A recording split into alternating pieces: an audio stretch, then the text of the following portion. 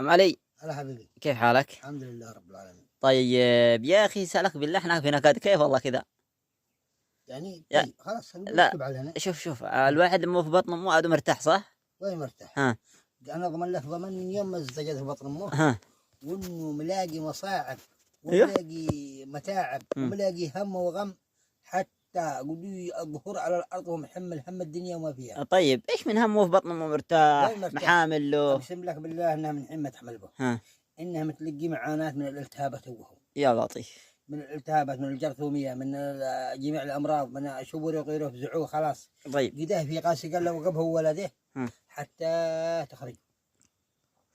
هم في وجهة نظر غيره مم. يشوف انه خرج انه خلاص، يعني الحمد لله نجحت العملية. يعني نجحت، ايوه ما هو بس هو خارجي متحمل عدو مصاعب الدنيا، لا اله الا الله. من مشقاية، من بهدلة، من تعب، من مرض، من اهانة، من جميع ما يلزم. يا لطيف. وين الراحة اللي احنا فيه؟ طيب. عندما يكمل. طيب ما الراحة يوم يولد، يعني لما يعني أشهر يعني قدام ما يمشي، ما الراحة يعني بازيل له يغسل يتعاونوا به. والله ما بعلق السعر. ليه؟ والله ما بعلق السعر، ولا هو كانوا ملتهب اول قبل كل شيء. شوف بعض الجهل يطلع برطب بلا شعر من كثر الالتهاب، يطلع حالة امه في زنبي. ايوه. تمام. اه.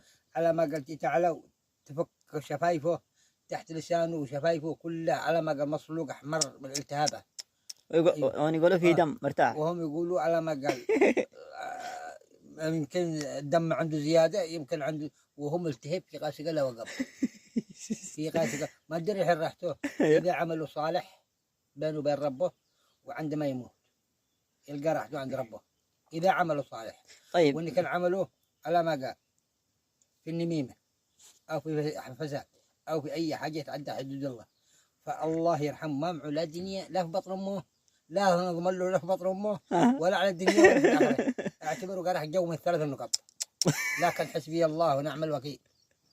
والسلام عليكم ورحمه الله وبركاته.